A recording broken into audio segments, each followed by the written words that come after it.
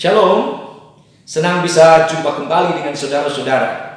Kali ini saya tidak akan berkhotbah dari suatu bagian kitab suci, tetapi saat ini saya ingin berbicara tentang bagaimana berkhotbah dari suatu bagian kitab suci secara efektif.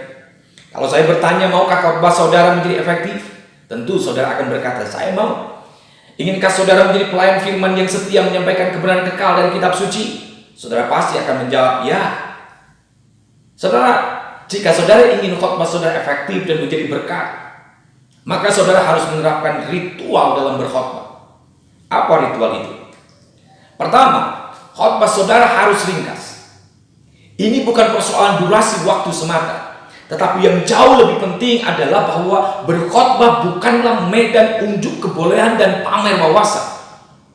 Saudara harus benar-benar bisa menjaga kesederhanaan, tetapi tetap mendalam dan agung dalam menyampaikan satu kebenaran kekal yang diajarkan kitab suci.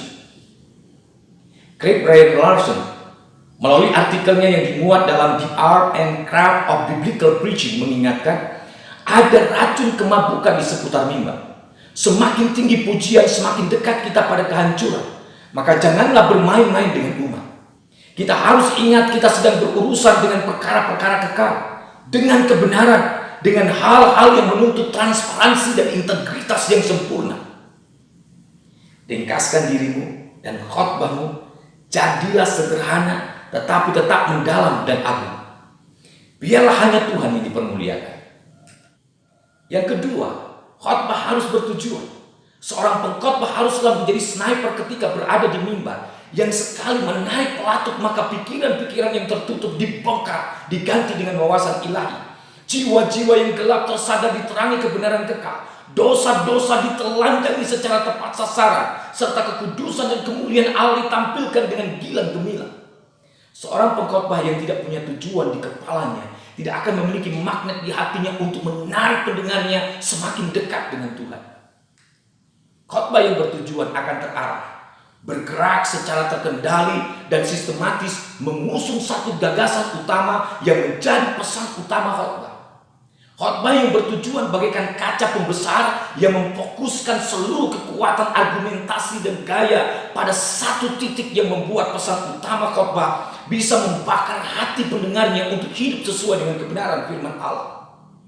Khotbah yang bertujuan tidak akan berpontar ke sana kemari, atau seperti pesawat yang hanya berputar-putar di awan karena tidak tahu bagaimana dan kemana ia harus mendarat.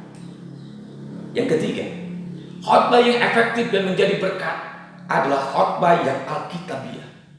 Khotbah yang alkitabiah bukanlah khotbah yang ditaburi ayat-ayat Alkitab. Khotbah yang alkitabiah adalah khotbah yang menyampaikan apa yang diajarkan kitab suci. Disinilah letak otoritas khotbah dan otoritas sang pengkhotbah, sehingga ia bisa berdiri tegak di mimbar dan dengan lantang bisa menyerukan seperti para nabi, Neum Adonai, demikianlah firman Tuhan. Bukan semoga demikian. Khotbah yang alkitabiah dimulai dengan studi eksegesis yang cermat dan mendalam untuk menemukan pesan firman bagi pembaca mula-mula. Kemudian menggali prinsip kebenaran teologis yang mendasarinya dan memformulasikan pesan homiletisnya sejernih kristal seterang bulan purnama kepada pendengar masa kini. Maukah khotbah saudara menjadi efektif? Inginkah saudara menjadi pelayan firman yang setia menyampaikan kebenaran kekal dari kitab suci? Terapkanlah ritual dalam berkhotbah, yaitu ringkas, bertujuan, dan alkitabiah. Selamat melayani. Tuhan Yesus memberkati. Soli Deo Gloria.